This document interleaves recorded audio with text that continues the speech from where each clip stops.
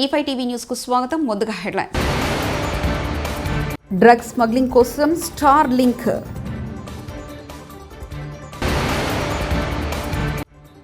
లబ్ధిదారుల ఇంటికి వెళ్లి సీఎం చంద్రబాబు పెన్షన్ల పంపిణీ.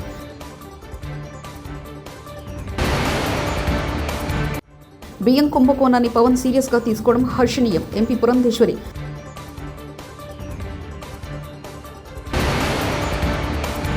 కొండా సురేఖకు మంత్రి పదవిలో ఉండే అర్హత లేదు. ఆర్ఎస్ ప్రవీణ్ కుమార్. అరేబియా సముద్రంలో జరిపిన ఒక ఆపరేషన్లో భారత నౌకాదళం 500 కేజీల మాదక ద్రవ్యాల క్రిస్టల్ మెథంఫెటమైన్ను స్వాధీనం చేసుకుంది. 9 మందిని అదుపులో తీసుకుంది. నవంబర్ 24న శ్రీలంక నౌకాదళం నుంచి అందిన సమాచారం మేరకు మొదలైన ఈ ఆపరేషన్ 2 రోజుల పాటు సాగింది. అరెస్ట్ చేసిన 9 మంది భారత్ శ్రీలంక నౌకాదళానికి అప్పగించింది. కాగా ఈ మాదక ద్రవ్యాల రవాణాకు స్మగ్లర్లు అత్యాధునిక స్టార్ లింక్ ఉపగ్రహ ఆధారిత సమాచార పరికరాలను ఉపయోగించారని అండమాన్ నికోబార్ పోలీసులు వెల్లడించారు. అక్కడ పట్టుబడిన చేపల వేట ట్రాలర్ నుంచి వాటిని స్వాధీనం చేసుకున్నారు. మన పోరాట పటిమకు కాంగ్రెస్ ప్రభుత్వం లగచర్లలో భూసేకరణ వెనక్కి తీసుకుంది. ఇది తెలంగాణ విజయం. కొడంగల్లోని గిరిజన, దళిత, బీసీ, చిన్న సన్నకారు రైతుల విజయం. రేవంత్ రెడ్డి ఓ రియల్ ఎస్టేట్ బ్రోకర్. అతను ఎక్కడ భూములు గుంజుకోవాలని చూస్తున్నారు. ఈ రియల్ ఎస్టేట్ బ్రోకర్ ఎక్కడ భూములు గుంజుకోవాలని చూసినా అక్కడ ప్రతిఘటించి పోరాడతామంటూ కేటీఆర్ వ్యాఖ్యానించారు. బ్రిటిష్ వాళ్ళు ఆనాటి దుర్మార్గులు కూడా చేయని దుర్మార్గ పనులు చేసి ఈరోజు ఇప్పుడే మన పోరాటానికి తల ఒగ్గి ఇప్పుడే అది రద్దు చేసుకుంటున్నట్టుగా ప్రకటన వచ్చింది. ఇది తెలంగాణ విజయం. ఇది బీఆర్ఎస్ విజయం కాదు, ఇది తెలంగాణ ప్రజల విజయం. ఆ గిరిజన బిడ్డల విజయం, అక్కడ ఉండే మా దళిత బిడ్డల విజయం, అక్కడ ఉండే బీసీ బిడ్డల విజయం, ఆ చిన్న సన్నకారు రైతుల విజయం. మన విజయం కాదు. ఇంకొక రూపంలో వస్తాడు. ఫార్మా కోసం కాదు, ఇంకొక రూపంలో నీ భూమి గుంజుకుంటాను వస్తాడు. నేను కొడంగల్లోకే కాదు, రాష్ట్రంలో ఉండే ప్రతి బిడ్డకు చెప్తా ఉన్నా, ఈ రియల్ ఎస్టేట్ బేహారికి, ఈ రియల్ ఎస్టేట్ బ్రోకర్కు ఆయనకు భూములు గుంజుకోవడం, భూముల చుట్టూ వ్యాపారం చేయడం తప్ప ఇంకొకటి తెలియదు. ఆయనకు రాష్ట్ర సంపద పెంచే ఆలోచనలు లేవు, రైతాంగాన్ని బాగు చేసే ఆలోచనలు లేవు. అందుకే ప్రతిఘటన మాత్రమే మార్గం. ఖచ్చితంగా ఎప్పటికప్పుడు ఎక్కడికక్కడ నిలదీయడం మాత్రమే మనకున్న ఏకైక గత్యంతరం. మీకు ఈ గులాబీ జెండా అండగా ఉన్నది. భారస కార్యనిర్వాహక అధ్యక్షుడు కేటీఆర్ గురుకుల బాటా అనే కార్యక్రమం చేపట్టారని భారస నేత ఆర్ఎస్ ప్రవీణ్ కుమార్ తెలిపారు. గురుకుల విద్యార్థులు ఎదుర్కొంటున్న సమస్యలు తెలుసుకునేందుకే ఈ కార్యక్రమం చేపట్టారన్నారు. తెలంగాణ భవన్లో నిర్వహించిన ఈ కార్యక్రమంలో ఆయన మాట్లాడారు. గురుకుల బాటా అని చెప్పగానే కాంగ్రెస్ కు భయం పుట్టింది. మంత్రి కొండా సురేఖ శుక్రవారం నాపై ఆరోపణలు చేశారు. నేను విద్యార్థులకు కలుషితాహారం పెడుతున్నానని చెప్పారు. తెలంగాణ ప్రజలు గతంలోనే కొండా సురేఖను తిరస్కరించారు. చేరింది, కుప్ప కూలిపోతున్నది. ముఖ్యమంత్రి రేవంత్ రెడ్డి గారు నిమ్మకు నీరెత్తినట్టుగా వ్యవహరిస్తున్నారు. ఇలా 10 సంవత్సరాల పాటు తెలంగాణలో స్వర్ణయుగం చూసిన విద్యా వ్యవస్థ, మరి ముఖ్యంగా గురుకుల విద్యా వ్యవస్థ, పేద బిడ్డలను ప్రపంచంలో నలుమూలలకు పంపించిన విద్యా వ్యవస్థ, ఈ దేశంలో ఆదర్శంగా మారిన ఒక గురుకుల విద్యా వ్యవస్థ, ఈ దేశంలో ఎక్కడ లేని విధంగా విద్యార్థులకు ఎంతో గొప్పగా చదువు చెప్పి పేద బిడ్డలు తమకు తామే పేదరికం యొక్క వ్యవస్థలో. రేషన్ బియ్యం అక్రమ రవాణాలో వైకాపా నేతల ప్రమేయం ఉన్నదని డిప్యూటీ సీఎం పవన్ కళ్యాణ్ అంతర్జాతీయ స్మగ్లింగ్ గా అభివర్ణించారని ఎంపీ పురంధేశ్వరి అన్నారు. బియ్యం కుంభకోణాన్ని పవన్ సీరియస్ గా తీసుకోవడాన్ని ఆమె స్వాగతించారు. విజయవాడలో నిర్వహించిన సంఘటన పరువు 2024 రాష్ట్ర స్థాయి కార్యశాలలో భాజపా నేతలతో కలిసి ఆమె పాల్గొన్నారు.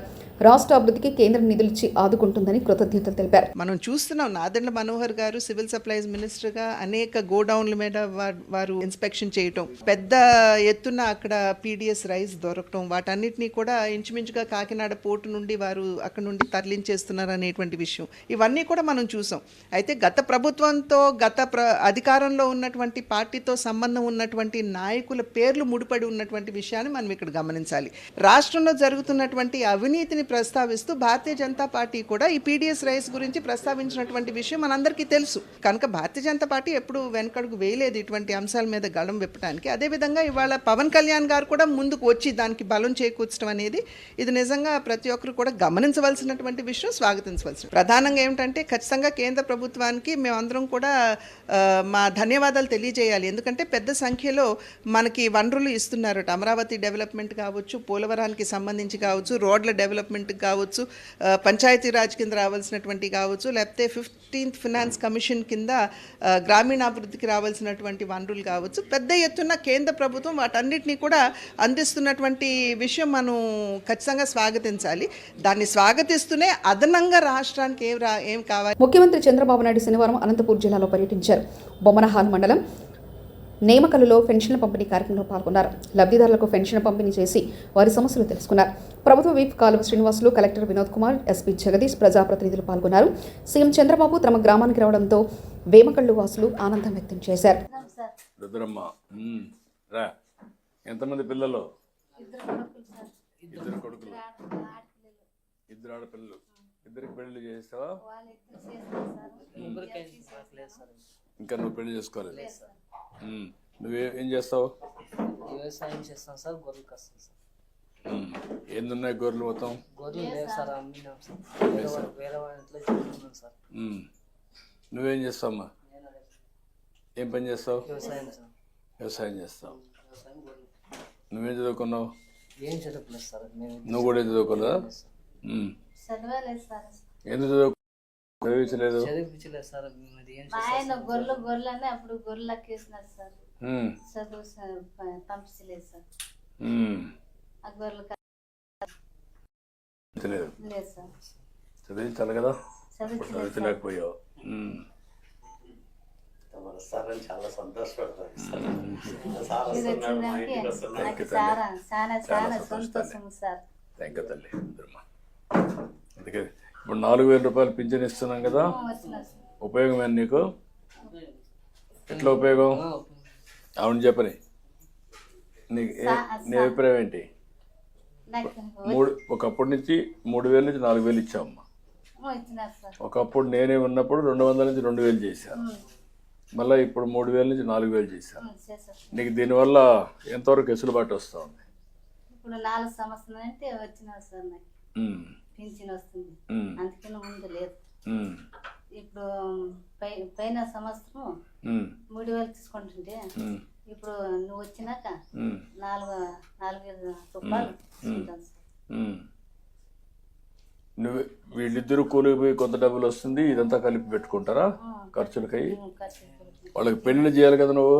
చేయాలి సార్. మరి అదే పెళ్లి చేయను ఒక నాకు ఇల్లు కావాలని ఒక అంటాడు. ఇద్దరు అడుగుతున్నారు సార్. భారీ ఇల్లు కావాలని, ఇది వేరే కాపులు పెట్టాలని ఇదే అనుకుంటున్నాను. ఇప్పుడు ఇల్లు లేదా? ఇప్పుడు లేదు సార్. ఇప్పుడు ఇల్లు కట్టిస్తే ఇంటి జాగా ఉందా? పక్కలో ఎక్కడ ఉందమ్మా? అక్కడే కట్టుకుంటారు ఇల్లు కట్టిస్తే? దాని పక్కనే ఇచ్చేసేయండి. నాకు ఇంకా గొర్రెలు కూడా ఇస్తే గొర్రెలు పెట్టిస్తాము, మేపుకుంటారా? ఇప్పుడు గొర్రెలు పొలాలకు తిరిగే గొర్రెలు, ఇంటికాడ మేపుకున్న గొర్రెలు వచ్చాయా? ఈవినింగ్, మార్నింగ్ టు ఈవినింగ్ మేపుకుంటారు సార్. ఈవినింగ్ అయితే ఒక కళ్ళం వేసుకొని అక్కడ గొర్రెలు పెట్టుకుంటారు సార్. అది చేస్తారు. అది కదా, అవి రాలేదా? ఫార్మ్సే అవి రాలేదా? అవి లేవు సార్ ఇక్కడ. మామూలుగా వీళ్ళు బయటికి పోయి మేపుకొని వచ్చి సాయంత్రం అంటే ఇక్కడ గడ్డి కూడా ఉంటది కాబట్టి ఆ ఫార్మ్స్ మీకు ఐడియా ఉందా? పెద్దదైన తర్వాత మళ్ళీ దాన్ని పంపించి చిన్నది తీసుకుంటారు. అదొక కాన్సెప్ట్ ఉంది సార్. Stall feeding. ఒకప్పుడు కోళ్ళు తిరుగుతూ ఉండేటివి, కోళ్ళ ఫార్మ్, తర్వాత ఆవులు తిరుగుతూ ఉండేటివి. ఇప్పుడు ఆవులు ఇంటి దగ్గర పెట్టుకునే పరిస్థితి వచ్చాం. అదే మాదిరిగా ఇప్పుడు ఇవి కూడా, గొర్రెలు కూడా ఇంటికాడనే ఉంటాయి, పొట్టేళ్ళు అవన్నీ. దాని మీదనే ఆదాయం వస్తుంది. సరే, ముందు గొర్రెలు పట్టించండి ఒక యూనిట్, నేను మాట్లాడతాను. ఫైంజల్ తుఫాను ప్రభావంతో ఏపీలోని పలు ప్రాంతాల్లో వర్షం పడుతుంది. తిరుమలలో నిన్న రాత్రి ఈదురుగాలులతో కూడిన వర్షం పడింది. మరోవైపు దట్టంగా కుమ్మేసిన మంచు, పెరిగిన చలి కారణంగా భక్తులు సురక్షిత ప్రాంతాల్లో ఉండాలని తిరుమల తిరుపతి దేవస్థానం సూచించింది. పాప వినాశనం, శ్రీవారి పాదాల మార్గాలు తాత్కాలికంగా మూసివేశారు. వృక్షాలు విరిగిపడే ప్రమాదం ఉండడంతో తిరుమల తిరుపతి దేవస్థానం ముందు జాగ్రత్త చర్యలు తీసుకుంది. ఫైంజల్ తుఫాను ప్రభావం కాకినాడ జిల్లా ఉప్పాడ తీరంపై తీవ్రంగా పడింది. 2 రోజులుగా సముద్రంలో రాకాశయాలలో విరుచుకుపడుతుండటంతో తీరం కోతకు గురవుతుంది. పలుచోట్ల ఇల్లు, చెట్లు, విద్యుత్ స్తంభాలు నెలకొరిగి సముద్రంలో కలిసిపోయాయి. ఉప్పాడ, మాయాపట్నం, సూరాడపేట, కొనపాపపేట గ్రామాలు కోతబారిన పడడంతో బాధితులు నిలవనీయలేక రోడ్డున పడ్డారు. తెలుగుదేశం పార్టీ రాష్ట్ర అధికార ప్రతినిధి మాజీ ఎమ్మెల్యే వర్మ తీర ప్రాంత గ్రామంలో పర్యటించి కోత ప్రభావాన్ని పరిశీలించారు. నిర్వాసితులను సురక్షిత ప్రాంతాల్లో ఇల్లు నిర్మిస్తామని హామీ ఇచ్చారు. రాష్ట్రంలో దారుణమైన పరిస్థితులు ఉన్నాయని, అవినీతి దోపిడీపైనే కూటమి నేతలంతా దృష్టి పెడుతున్నారని వైఎస్ఆర్సీపీ నేత మాజీ మంత్రి అంబటి రాంబాబు అన్నారు. తాజా పరిణామాలపై శనివారం సాయంత్రం గుంటూరు కార్యాలయంలో ఆయన మీడియాతో మాట్లాడారు. సంపద సృష్టించడం కంటే సంపద సృష్టించుకుంటామంతే మేమే దోచుకుంటామన్నట్లు వాళ్ళ తీరుందని సెటిల్ వేశారు. ఈ క్రమంలో పవన్ కాకినాడ పోర్టు పర్యటనపై ఆసక్తికరమైన వ్యాఖ్యలు అంబటి రాంబాబు చేశారు. తీసుకొచ్చాను, నాణ్యమైన మద్యం అతి చౌకగా ఇస్తాను, దళారులు ఉండరు అని చెప్పినటువంటి చంద్రబాబు నాయుడు గారు ఇవాళ మద్యం పాలసీలో ఏం జరిగిందో నేను మీకు ప్రత్యేకంగా చెప్పాల్సిన అవసరం లేదు. చాలా స్పష్టంగా అర్థమవుతా ఉంది. లాటరీని పెట్టారు ముందు, లాటరీలో ఎవరైనా వేస్తే వాళ్ళ సంగతి తెలుస్తామన్నారు.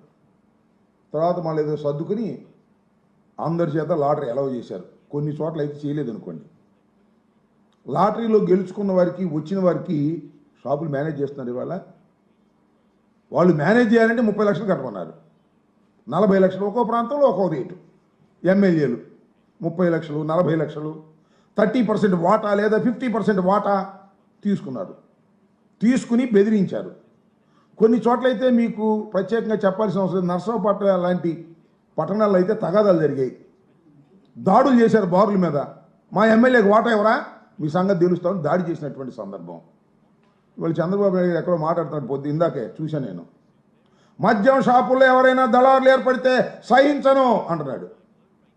బెల్ట్ షాపులు ఎక్కడ పెడితే బెల్ట్ తీస్తానంటున్నాడు. ఎందుకే ఈ సొల్లు కబుర్లు నాకు అర్థం కాదు. మైక్ ముందేమో అద్భుతమైనటువంటి సొల్లు కబుర్లు చెప్పేటటువంటి కార్యక్రమం. అసలు బెల్ట్ షాపు లేనిది ఎక్కడ చెప్పండి. ప్రతి గ్రామంలోనూ ప్రతి పట్టణంలోనూ బెల్ట్ షాపుల కోసం పాటలు పెట్టారు. బెల్ట్ షాపులు అద్భుతంగా అఫీషియల్గా జరుగుతున్నాయి. ఎక్సైజ్ వాళ్ళు ప్రోత్సహిస్తున్నారు. ఎవరైతే డబ్బులు కట్టలేదో బ్రాందీ షాపుల వాళ్ళు ఎమ్మెల్యేలకి వాటి మీదకి వెళ్ళి రైడ్లు చేస్తున్నారు, పట్టుకుంటున్నారు, వాళ్ళు ఇబ్బంది పెడుతున్నారు. తెల్లారిపాటికి వచ్చి ఎమ్మెల్యేలకు డబ్బులు కడుతున్నారు. ఇది జరుగుతున్న విషయం.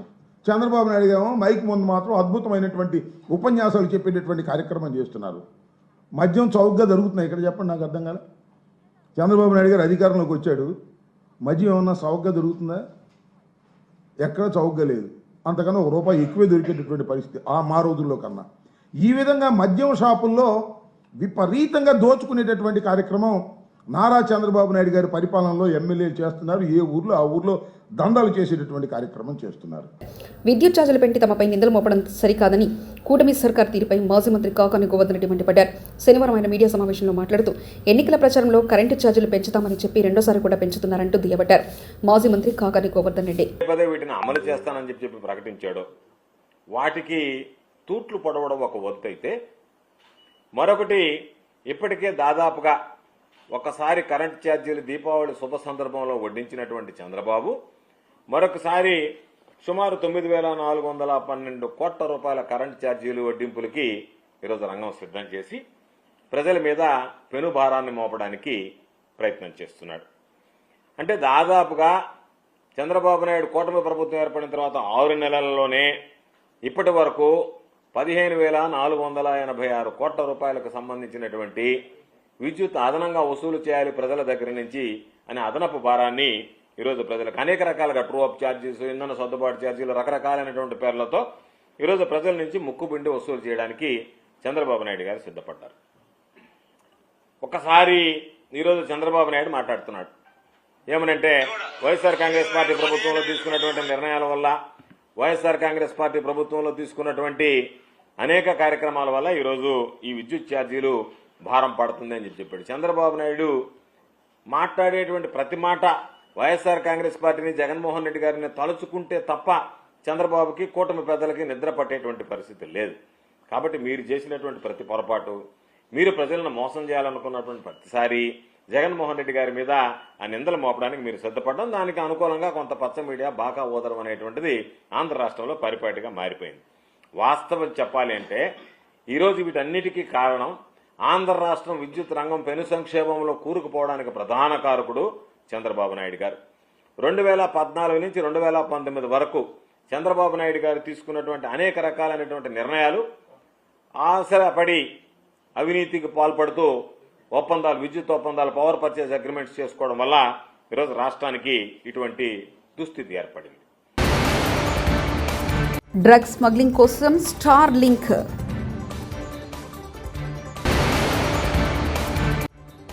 లబ్ధిదారుల ఇంటికి వెళ్లి సీఎం చంద్రబాబు పెన్షన్ల పంపిణీ.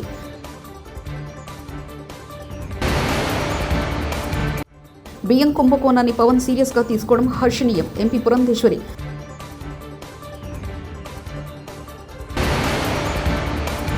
కొండా సురేఖకు మంత్రి పదవిలో ఉండే అర్హత లేదు. ఆర్ఎస్ ప్రవీణ్ కుమార్. ఇవి బులెటిన్ విశేషాలు. చూస్తూనే ఉండండి E5 టీవీ న్యూస్.